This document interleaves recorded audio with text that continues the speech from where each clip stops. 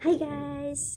Welcome sa aking YouTube channel. Ako nga pala si Annalyn at dito sa aking channel nag-upload ako ng aking experience sa pag-apply sa bansang Hong Kong. So, sa mga gustong malaman, huwag niyo kalimutang mag-subscribe, pindutin ang notification dyan sa baba para every time na may upload akong video ay ma-notify kayo.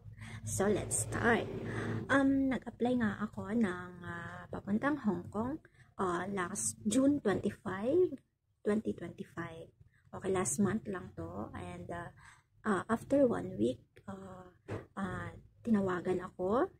Pinapasa sa akin yung aking passport and nagpaano sila ng picture.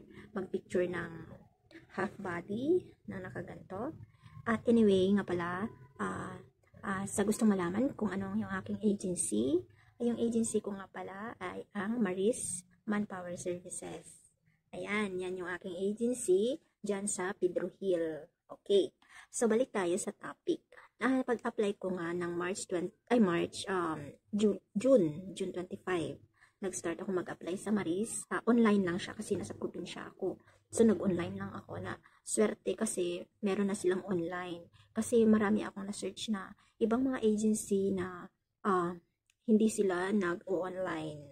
Hindi sila nag-accept ng online. Kailangan mo talaga mag-report sa kanilang agency. So, naswertehan kasi, nakita ko tong Maris at tinry ko. Sa pag-apply ko, nag-message agad sila sa akin sa WhatsApp. Tapos, pinapasa sa akin yung passport ko. And then, ID lang. Nagpipicture ka lang ng ID. Tapos, kailangan naka-white t-shirt ka or polo shirt na white. And then, kailangan nakaganon yung kamay mo, half body. Nakaganto yung kamay mo. Lagay dito. And, ayun, naka-smile. Yun. Tapos, inedit ko lang siya kasi yung background ko wala akong mahanap na background sa bahay. Kasi sa probinsya, alam naman, yung bahay namin, kawayan lang. Kaya yung dingding, simple lang kasi yung dingding, daming kalat kung ano-ano mga sabit-sabit dyan. Wala akong mapagpwestuhan na maganda. So, pinasa ko lang yun sa agency at sabi nila sila na daw yung mag-edit ng aking picture. So, na yun na nga. Tapos, pagkatapos nun, sabi mag-ready ka na ate kasi tatawagan ka namin para i-interviewin. Yun, lahat yun. Parang gagawa sila ng biodata, resume para sa'yo. So, tumawag sila sa akin at nag-usap kami mga 34 minutes yung naging usapan namin ang haba, no?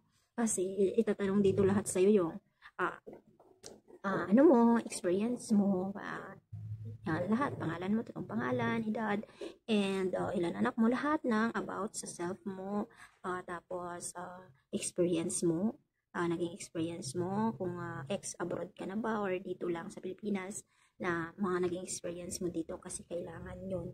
Mga kinuha nila sa akin, mga apat na rin ko na experience ko dito. Yun, ang dami. So, syempre, yung mga dati pang experience ko, hindi ko na masyadong maalala. So, inaalala ko pa. So, hanggang, siyempre, matagal yung usap kasi nga, lahat yun, kailangan detailed. Yung, ilang taon kang nagtrabaho, anong year yon, anong year natapos, ilan yung amo mo, ilang taon, ganon, tapos anong ginagawa mo, tapos, kung nagyaya ka ba ng bata, ilang taon, anong mga ginagawa mo, ganon, lahat yun, in-interview nila sa akin, lahat yun. Tapos, sinulat nila sa isang resume, ginawa nila ako ng resume. Tapos, ang sabi sa akin, mag-ready ako kasi anytime may tatawag na mag-interview. So, after 1 week, after 1 week nung napasa ko na yung resume ko, tapos, may nag-message yung Maris na may interview daw kami ngayon sa broker interview siya. So, nag-prepare ako nung nangyari pa nga nun kasi mahina nga yung signal namin. May wifi kami sa bahay kaso nga hindi nga ako nakabayad kasi nga wala na nga akong trabaho. Hindi ako nakabayad nun kasi ilang buwan ako hindi nakabayad. So, hindi naman pinuputol ng may-ari yung wifi pero mahina siya. Hininaan niya ba yung hindi ka makapag-video call ng maayos kasi choppy-choppy, putol-putol talaga siya kasi nga hindi nga ako nakabayad. So, ginawa ko, nagpiso wifi ako guys. Nagpiso wifi ako doon sa may tindahan sa amin sa labasan na labasan. Tapos, yung papunta sa amin paloob, medyo abot pa naman. Doon ako banda sa gitna ng daan. na buti na lang wala naman masyadong taong dumadaan. Doon ako nagpwesto, naglagay ako ng upuan, tapos may pinatong-patong, 3 patong kunaunan para lang makita ba yung ano ko, yung body ko, kasi kailangan nakaganon kapag ini-interview ka daw. Tapos wala akong mapapatungan kasi wala naman akong ring light or patungan ng cellphone kasi nga nasa labas ako ng yung bakod ng kapitbahay namin. Yung may bakod kasi silang doon. Maingay. Ano ba yan? May bakod kasi silang doon, yung may mga grills, tapos yung semento, yun, nakapatong ako doon sa may semento, pinatong kong ganun, para magkasya siya, buti na lang, pwede naman doon, tapos abot doon yung wifi. So yun na nga, ay, kabadong-kabado ako kasi nakaka-nervyos pala pag first time mo, di ba? Hindi ko talaga alam yung ganun yung online, tapos i-interviewin ka ng broker. Wala akong alam as in first time ko.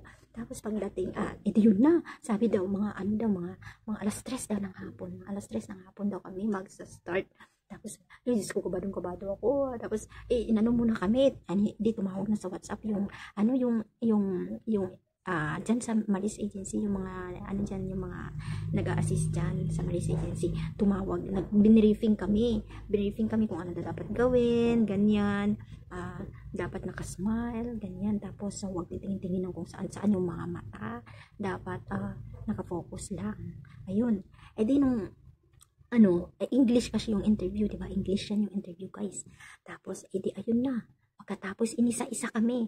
Yung naging broker ko is si Ma'am Elise. Stricta siya, guys. Stricta siya. Pero gusto ko siya kasi, alam mo yun, hindi ko alam. Basta nababaitan ako sa kanya.